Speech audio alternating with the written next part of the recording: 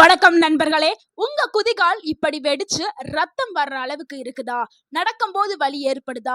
பாதம் தரையில கூட வைக்க முடியாத நிலையில இருக்கீங்களா? பலரும் இத ஒரு சாதாரண பிரச்சனைன்னு நினைக்கிறாங்க. ஆனா இது உங்க உடல் நல குறைபாடுக்கான ஒரு முக்கியமான சிக்னலா கூட இருக்கலாம். நீங்க அத பத்தி கவலைப்பட வேண்டாம். அன்னைக்கு நம்ம சொல்ல போற இந்த வீட்டு வைத்தியத்தை நீங்க ஒரு முறை ட்ரை பண்ணுங்க. ஒரு இரவுலயே உங்களுடைய குதிகால்களை மென்மையாக்கும், ஆழமான விரிசலையும் மெல்ல மெல்ல மூட செய்யும்.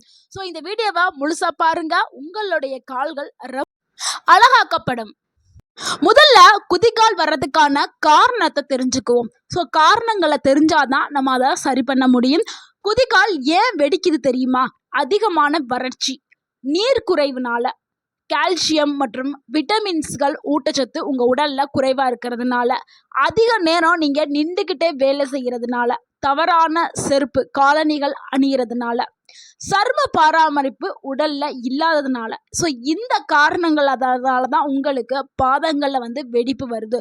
ஸோ இந்த காரணங்களை நீங்க சரி பண்ணால் மட்டும்தான் உங்களுக்கு நல்ல ஒரு ரிசல்ட் கிடைக்கும்.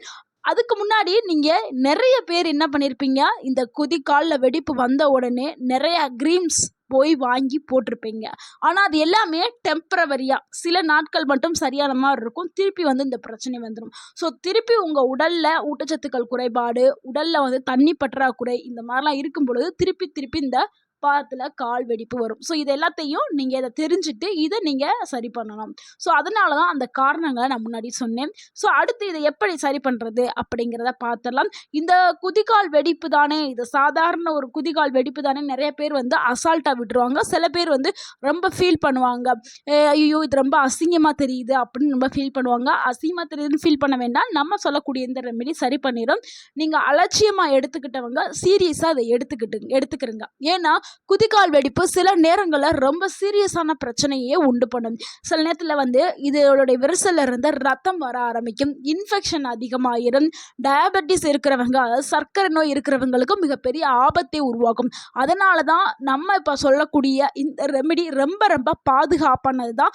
நீங்கள் தாராளமாக பயன்படுத்தலாம். ஸோ எல்லாருமே பயன்படுத்தலாம். இது எல்லாமே இயற்கையான மூலிகைகளால் செய்யக்கூடியது தான். வீட்டில் இருக்கக்கூடிய பொருட்களை வச்சு தான் நம்ம செய்ய போகிறோம். இதனால எந்த ஒரு பக்க விளைவுமே இல்லை. ஆனால் ரொம்ப இன்ஃபெக்ஷனாக உங்கள் கால் இருந்துச்சுன்னா நீங்கள் டாக்டர்கிட்ட ஆலோசனை இப்போ எடுத்துக்கிறங்க. அதுக்கு முன்னாடி நம்மளுடைய ரெமெடியை ட்ரை பண்ணுங்க. இந்த ரெமெடிக்கு தேவையான கலவை என்னன்னா, அந்த சக்தி வாய்ந்த இயற்கை கலவை. அதுக்கு தேவையான பொருட்களை தான் நம்ம இப்போ பார்க்க போகிறோம். அதுக்கு நம்ம பெரிய வெங்காயம் ஒரு பெரிய வெங்காயத்தை எடுத்துக்கிறோங்க. அடுத்து கிளிசரின், இது மெடிக்கல் ஷாப்பு இதில் எல்லா இடங்கள்லையுமே கிடைக்கும். இந்த கிளிசரின் கண்டிப்பாக 2 டேபிள் ஸ்பூன் நம்ம ஆட் பண்ணணும். அடுத்து நெய் எடுத்துக்கிறோங்க. நெய் 1 டேபிள் ஸ்பூன் வேணும். கிராம்பு 4 கிராம்பு எடுத்துக்கிறோங்க. அடுத்து கற்பூரம், வீட்டில் பயன்படுத்துவோம்ல கற்பூரம், அந்த கற்பூரம் ஒரு 4-5 பீஸ், சின்ன பீஸாக கொஞ்சோண்டு எடுத்துக்கிறோங்க. அடுத்து கற்றாழை ஜெல் வீட்டில் இருக்கும்ல, நம்ம வீட்டில் வளர்ப்போம்ல கற்றாழை, அந்த கற்றாழையை சைடில் அந்த மேலே இருக்க லேயர்லாம் எடுத்துகிட்டு உள்ளே இருக்கக்கூடிய அந்த வெள்ளை கலரில் இருக்கக்கூடிய அந்த சோறு, அந்த ஜெல்லு, அந்த மட்டும்தான் எடுத்துக்க போறியா.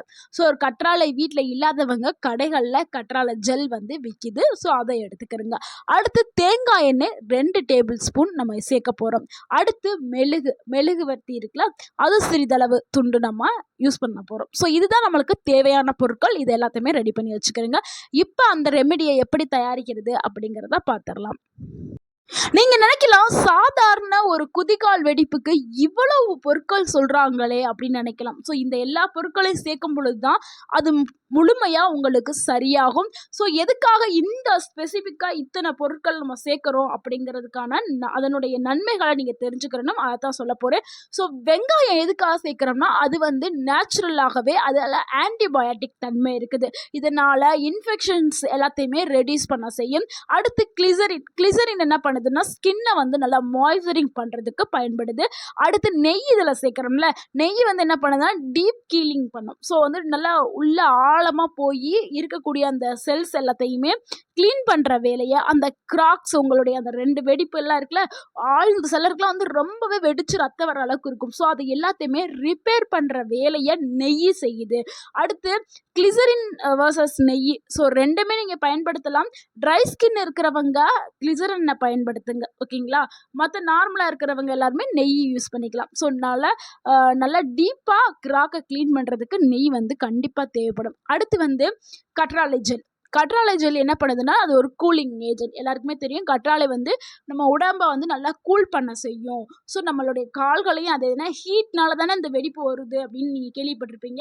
ஸோ அதுவும் ஒரு காரணம். உடலில் வந்து பாடி ஹீட்டாக இருக்கிறதுனால ஏற்படுது. ஸோ நம்ம பாடியை வந்து, நம்ம கால்களை வந்து நல்லா கூலிங் பண்ணி அந்த ஹீலிங் எஃபெக்டை வந்து கொடுக்கறதுக்கு கற்றாழையை நம்ம பயன்படுத்துகிறோம்.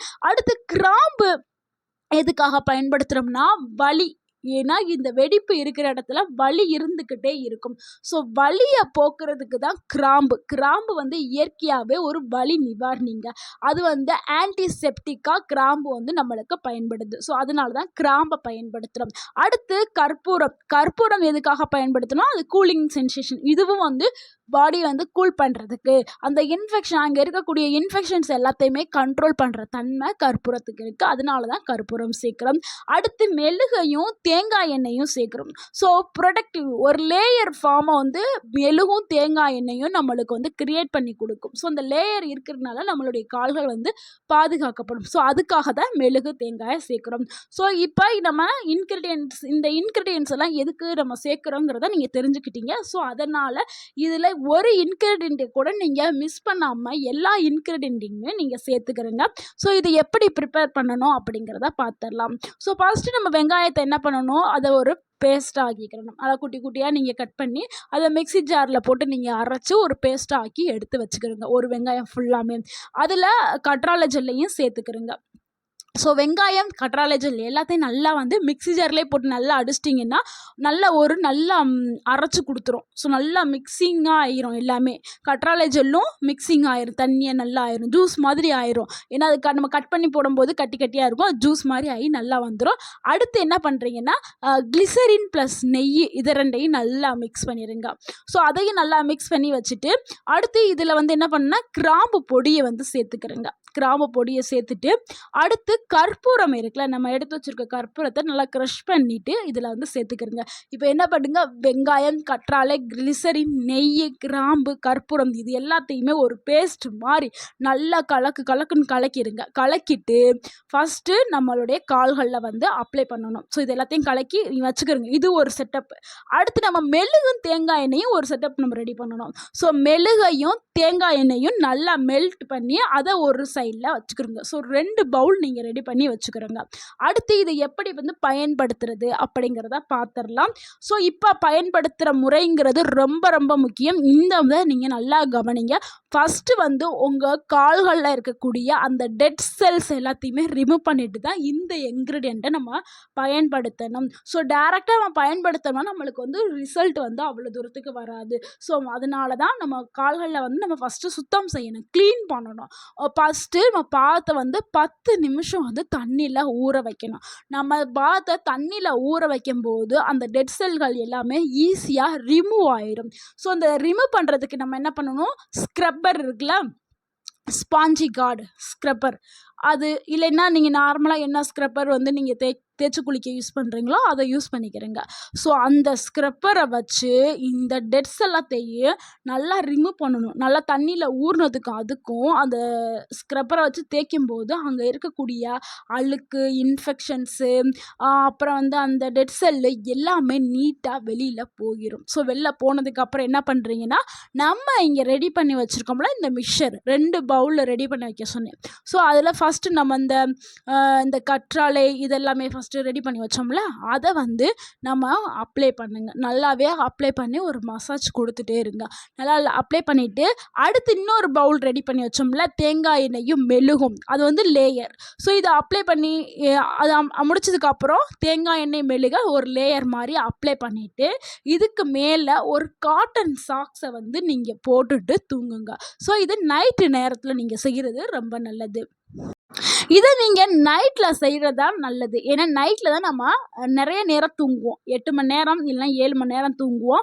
ஸோ அப்போ அந்த ரெமெடி எல்லாமே வந்து அந்த காலில் இருக்கும். ஸோ காலில் போய் நல்லா ரியாக்ஷன் ஆகி நம்மளுக்கு நல்ல ஒரு ரிசல்ட் கிடைக்கும். நீங்கள் பகல்னா 1 மணி நேரம் தூங்குவீங்க, அதுக்கு மேலே தூங்க மாட்டீங்க.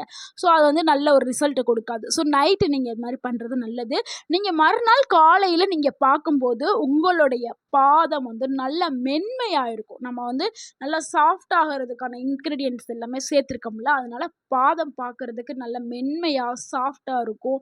வலி எல்லாமே நல்லாவே குறைஞ்சிருக்கும். அந்த கிராக் எல்லாமே சாஃப்டாக இருக்கும். இந்த மாதிரி நீங்கள் செஞ்சீங்கன்னா 7 நாட்களில் உங்களுக்கு நல்ல ஒரு சேஞ்ச், நல்ல விசிபிள் சேஞ்ச் வந்து நல்லாவே தெரிய ஆரம்பிச்சிடும். 21 நாட்கள் நீங்கள் செஞ்சீங்கன்னா உங்களுடைய அந்த கால் வந்து டீப் ஹீலிங் ஆகிருக்கும். ஸோ வந்து சுத்தமாக அந்த இருந்த தடமே வந்து தெரியாது. ஸோ அதனால 21 நாட்கள் வந்து நீங்கள் ட்ரை பண்ணிட்டுருங்க. இது கூடவே சில டிப்ஸ் கொடுக்குறேன், அதையும் சேர்த்து ஃபாலோ பண்ணுங்க. அப்போ தான் உங்களுக்கு வேகமாகவே இன்னமும் உங்களுக்கு நல்ல ஒரு ரிசல்ட் கிடைக்கும். தினமும் நீங்கள் 2-3 லிட்டர் தண்ணி வந்து கண்டிப்பாக குடிக்கணும். ஸோ தண்ணி குறைவாக இருக்கிறதுனால தான் இந்த பிரச்சனையே வருது. ஸோ தண்ணி வந்து 3 லிட்டர் தாராளமாக எடுத்துக்கிறேங்க. அடுத்து கால்சியம் ரிச்சான உணவுகளை வந்து சாப்பிடுங்க. ஸோ கால்சியம் ரிச்சான உணவுகள் என்ன அப்படின்னு நீங்கள் கேட்கலாம். முட்டையில் கால்சியம் அதிகமாக இருக்குது. பால், முருங்கைக்கீரை, ராகி, அதாவது கேழ்வரகு இருக்குல்ல, இதுலலாம் கால்சியம் அதிகமாகவே இருக்குது. சியா சீட்ஸ் இது எல்லாத்துலேயுமே கால்சியம் ரிச்சாக இருக்குது. ஸோ முருங்கைக்கீரையில் நீங்கள் வாரத்தில் 3 நாட்கள் வந்து எடுத்துக்கிட்டாவே போதும். ஸோ கால்சியம் அதிகமாக இருக்கக்கூடிய உணவுகளை நீங்கள் சாப்பிட்டுட்டு வந்தீங்கன்னா உங்களுக்கு தேவையான விட்டமின்ஸ் எல்லாமே கிடச்சிரும். அடுத்து வந்து நீங்கள் போடக்கூடிய செப்பல்ஸ் வந்து நல்ல ஒரு செப்பலாக வந்து வாங்கி போட்டுக்கிறேங்க. அடுத்து சோப்புமே வந்து மைல்டான சோப்பை வந்து யூஸ் பண்ணுங்க. சிலருக்கு அதனால கூட இந்த மாதிரியான பிரச்சனை வரலாம். அடுத்து வந்து உங்கள் கால்களுக்கு வாரத்தில் 1 நாள் வந்து கேர் பண்ணுங்கள். ஸோ கால்களை வந்து நல்லா கேர் பண்ணுங்கள். அப்பப்போ கோகனட் ஆயில் வந்து அப்ளை பண்ணுங்கள். நைட்டு நார்மலாகவே வந்து தூங்க போகிறதுக்கு முன்னாடியோ இல்லை குளிச்சுட்டு வந்தோ கோகனட் ஆயில் வந்து கால்களுக்கு அப்ளை பண்ணிங்கன்னா அது ஒரு நல்ல மாய்ஸ்சரிங் ஏஜென்ட். ஓகேங்களா? அதனால வந்து உங்கள் கால்கள் வந்து நல்லா ஸ்மூத்தாக இருக்க ஆரம்பிக்கும். என்ன நண்பர்களே, இந்த வீடியோ உங்களுக்கு யூஸ்ஃபுல்லாக இருந்திருந்தா இந்த வீடியோக்கு ஒரு லைக் பண்ணுங்கள். இந்த வீடியோவை உங்களுடைய ஃப்ரெண்ட்ஸ் அண்ட் ஃபேமிலிக்கு ஷேர் பண்ணுங்கள். மறக்காமல் எங்கள் சேனலை சப்ஸ்கிரைப் பண்ணுங்கள், சப்போர்ட் பண்ணுங்கள், கமெண்ட் பண்ணுங்கள். உங்கள் குதிகால் பிரச்சனைக்கு இது பெர்மனன்ட் சொல்யூஷனாக இருக்கும். ஸோ இனிமேல் திருப்பி வரவே வராது. இது நல்ல ஒரு ரிசல்ட்டை கொடுக்கும். ஸோ இதை ட்ரை பண்ணி பாருங்கள். உங்களோட கருத்துக்களை மறக்காமல் கமெண்டில் பகிருங்க. தேங்க்யூ ஃபார் வாட்சிங்.